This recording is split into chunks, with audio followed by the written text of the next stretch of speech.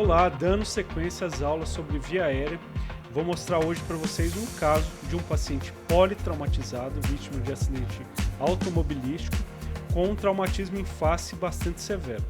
Esse paciente eu não posso identificá-lo, mas ele tem um edema periorbital importante, os olhos de guaxinim, né, bastante arroxeado em volta dos olhos, com edema que fecha as pálpebras a ponto de ser difícil abrir para fazer o exame físico. Muito importante sempre abrir os olhos para olhar, ver a visão do paciente. Esse paciente aqui ele estava consciente, orientado, Glasgow 15, e tomar cuidado. É um paciente que chega com epistaxe, sangramento nasal bilateral e com sinais de fratura de base de crânio. Ele tem olhos de guaxinim, né? Se você passa uma sonda de aspiração nasofaríngea, você pode acessar o local de fratura e adentrar a cavidade cerebral encefálica com essa sonda, por não perceber que esse paciente tem uma possibilidade de fratura de base de crânio. Então, cuidado. No caso aqui foi feito um tampão nasal anterior, bilateral, que foi suficiente para contenção do epistaxe, do sangramento nasal, e não foi necessário tampão nasal posterior ou o uso da sonda de Foley. Vocês percebem aqui como o bucomaxilo pode ser importante nesse momento inicial do trauma, contendo um sangramento em via aérea superior, que pode causar obstrução e dificuldade respiratória, obstrução da via aérea causando dificuldade respiratória do paciente. Então aqui uma conduta no pronto-socorro, na sala de emergência, que muitas vezes o bucomaxilo ele é o mais habilitado e o mais acostumado a realizar esse tipo de procedimento, acaba fazendo de uma forma mais rápida e melhor e pode ajudar muito a equipe que está na sala de emergência a estabilizar esse paciente, controlando, primeiro passo a via aérea, letra A, controlando a perviedade da via aérea. Esse paciente também ele teve um traumatismo dentoalveolar, vocês podem perceber que ele usa um aparelho ortodôntico e havia ausência, uma avulsão dental e não se sabe aonde estava esse dente, não foi achado. Tá? É claro que numa cena de acidente automobilístico, uma das últimas coisas que nós vamos procurar é a presença de um dente no local. Né? Se achar, ótimo, leva junto e avisa ao médico que for atendê-lo, mas isso normalmente não se faz. Né? Primeira coisa, nós vamos estabilizar as lesões de maior urgência do paciente. Então, acha-se que esse dente foi perdido na sala, na cena, onde ocorreu o acidente.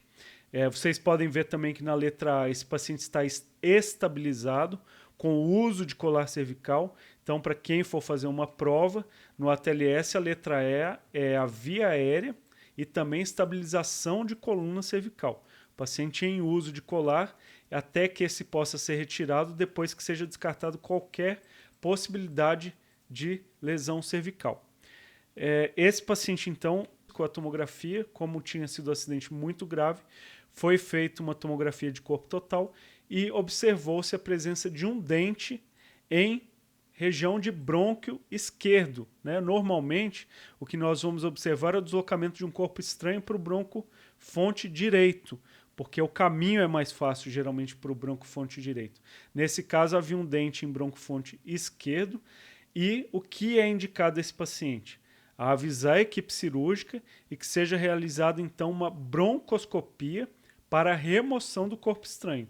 Esse dente não pode ficar ali, ele vai causar uma infecção em via aérea inferior do paciente, então ele tem que ser retirado preferencialmente o mais rápido possível. No caso aqui, o paciente consegue ventilar, porque ele tem o pulmão direito totalmente desobstruído e ainda existe um grau de passagem de ar para o pulmão esquerdo. Então não houve formação de uma telectasia ou uma descompressão tão grande desse pulmão, mas ele com certeza ele tem um risco potencial de obstrução de pulmão esquerdo e uma ventilação seletiva à direita, como também a indução de um processo infeccioso que pode em poucos dias levar esse paciente à morte. Então é importantíssima a realização da broncoscopia e eu vou mostrar para vocês agora, seguindo o vídeo, como é feito um procedimento semelhante à broncoscopia, que se chama nasofibroscopia. E nós vamos passar por toda a via aérea superior e adentrar a via aérea inferior. O que eu vou mostrar agora então nessa figura é um procedimento semelhante a uma broncoscopia, mas aqui, no caso, é uma nasofibroscopia para intubação, mas dá para exemplificar mais ou menos como é.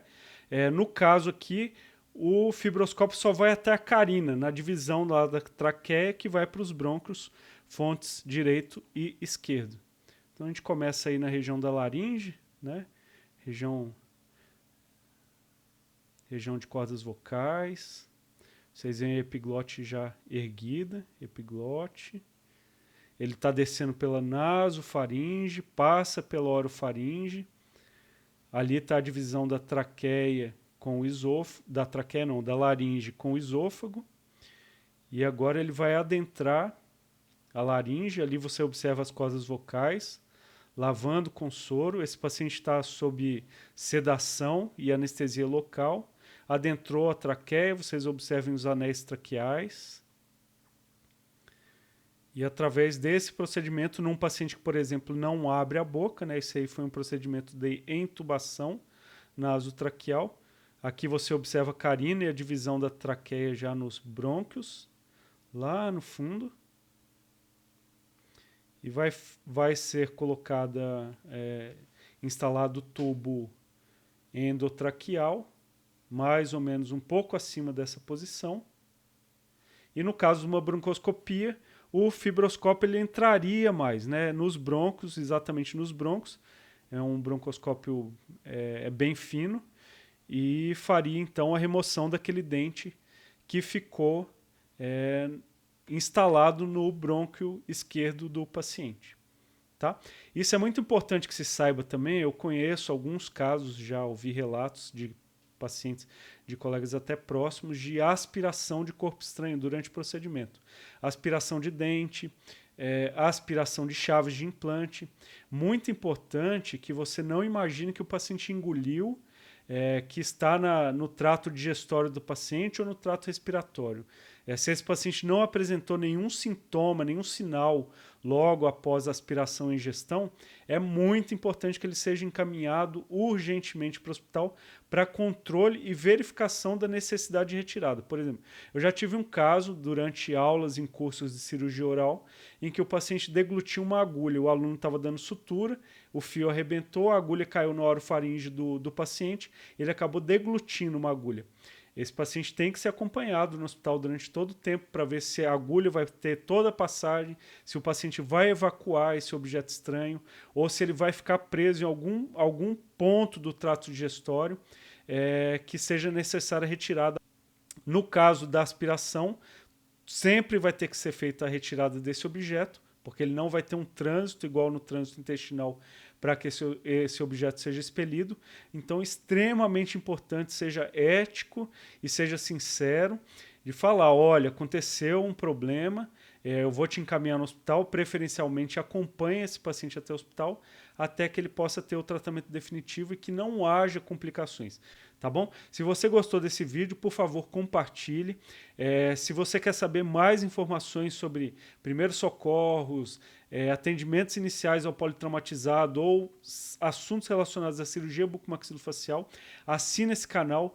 Sempre estarei produzindo conteúdos gratuitos aqui para sua formação sobre a minha rotina na vivência hospitalar e também como médico do SAMU. Um grande abraço e até o próximo vídeo. Tchau!